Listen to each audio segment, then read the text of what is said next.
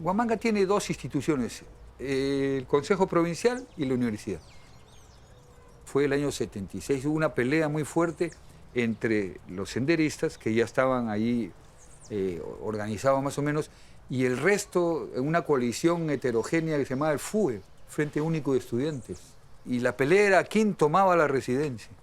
Entonces, a pedradas y a patadas, y el gran triunfo del FUE fue expulsar a Sendero de la residencia. Bueno, ahora uno sonríe, ¿no? Pero mira lo que fue el comienzo, miren lo que terminó todo eso. Curiosamente, Abimael Guzmán jamás participó en un debate. Jamás habló en público Abimael Guzmán en un debate. Él era un hombre de escritorio y era su gente la que salía a hablar. Los escolares en el Perú no reflexionan, repiten. Y eso para Sendero era pues la base de la formación de sus militantes. Repetir, sin discutir, porque necesitas una estructura orgánica además muy vertical. ¿Quién le va a discutir a Abimael Guzmán? Si hubo una discusión, y está en los papeles que tiene la policía, lo votaban, como le pasó a Guzmán Morote. Recuerdo en el pueblo de San Miguel, en la graduación de quinto de media, estaba el afiche de la promoción y abajo decía ILA. Y yo decía, ¿qué cosa es ILA? Inicio de lucha armada, ILA. Así ponían en el afiche del Colegio de San Miguel, el año 79. O sea, un año antes de que sucediera lo de Chuschi. Y la vida universitaria comenzó a alterarse poco a poco cuando, primero que ya estudiantes, muchos se fueron, ¿no? No sé cuántos, pero no era pues un mundo tranquilo, digamos, ¿no? Después comenzaron ya los petardos, las bombas, entonces eso alteró la vida cotidiana. El contexto no era un contexto, digamos, de lectura, ¿no? La gente se retiraba a su casa rápido, los jóvenes también. Ya no había esos jóvenes que uno veía en los años 70 abajo del poste de luz para no gastar luz en el cuarto, estaban estudiando. Eso ya no era posible y se redujo el número de estudiantes, ¿no? Cuando llega el ejército y se establece en Ayacucho, llega pues sin tener una idea de qué cosa iba. Pensaba que estaba en el año 65, que iba a haber un foco guerrillero y lo iba a combatir. No, aquí no tenía idea de lo que iba a hacer.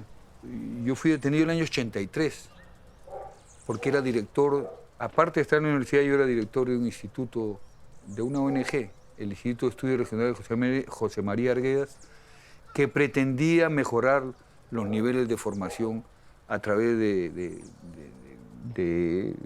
bibliotecas y de encuentros y de conversatorios. Y además hacía trabajo de desarrollo agrícola en las áreas rurales.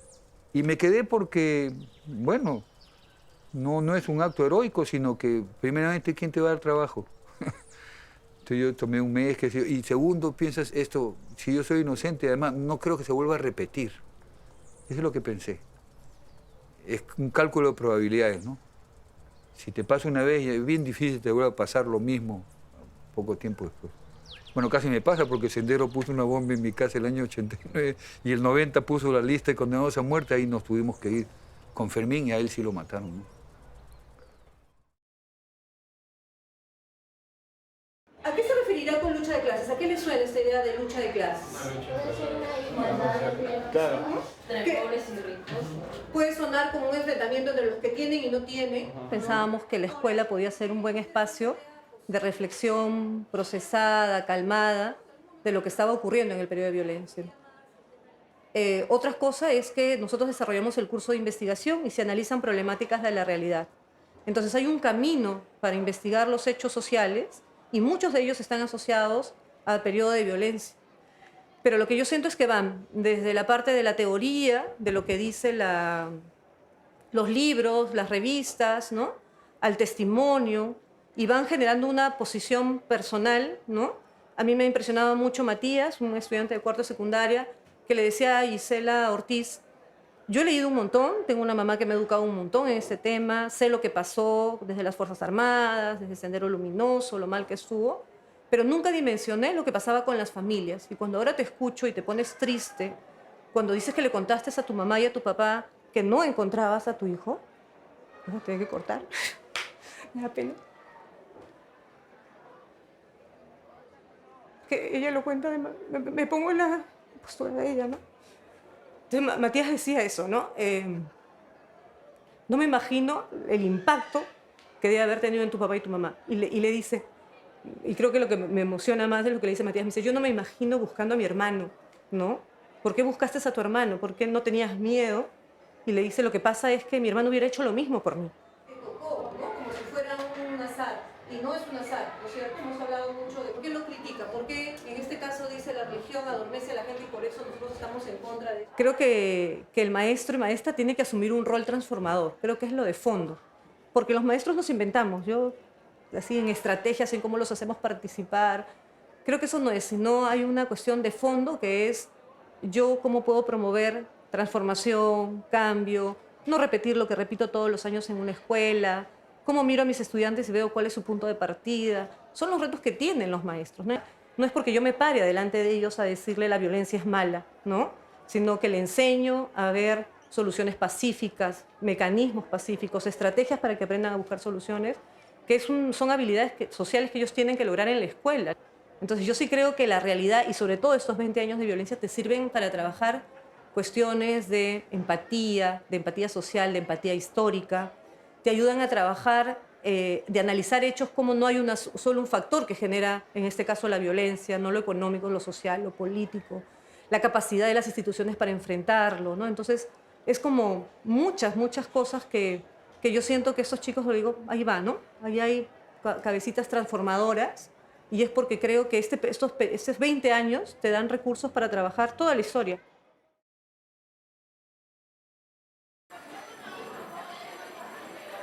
2011, 2012, no recuerdo exactamente el año, me tocó un quinto año de secundaria, el curso de formación ciudadana y cívica. Y entonces uno de los temas que estaba en el DCN, diseño curricular, era el tema del terrorismo. Yo traté de hacer lo que estaba a mi alcance en ese momento y mis armas, mis recursos y mis estrategias pedagógicas que tenía hasta ese momento.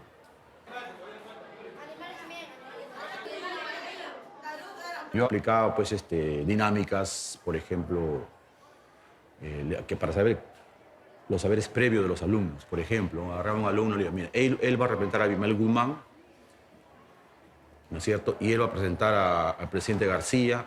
Entonces póngale figuritas con papelitos y póngale los nombres que ustedes quieran. ¿Cómo los calificaría? Y lo rodeaban como una momia, ¿no? Afuera estaban ahí. Después cuando entraban, ellos se ponían y decían, ven, Abimael Guzmán es sinónimo de qué? Y ellos ponían acá frases. Terrorismo, bomba, terror. Y habían incluso hasta preguntas de interrogación, no sabían algunos. Alan García, presidente, palabra,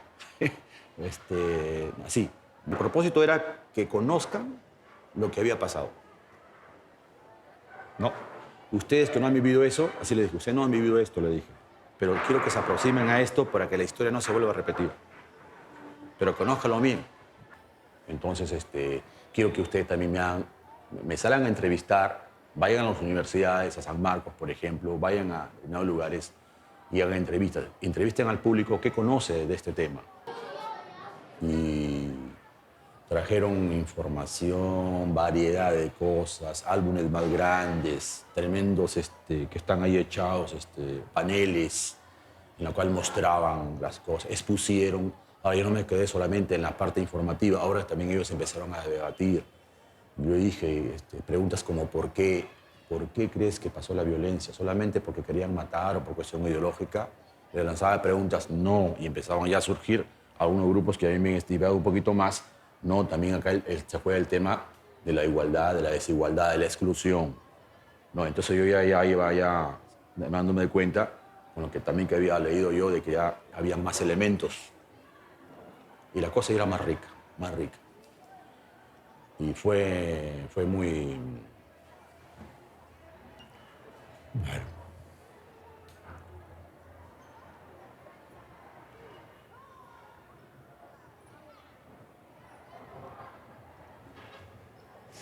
Para mí como docente, si bien es cierto fue un éxito, a la vez fue un doloroso el tema, ¿no?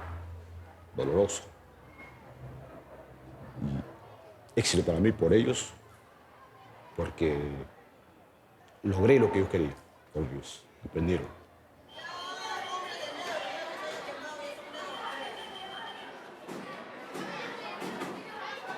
Siento que he contribuido de alguna manera a que mis estudiantes,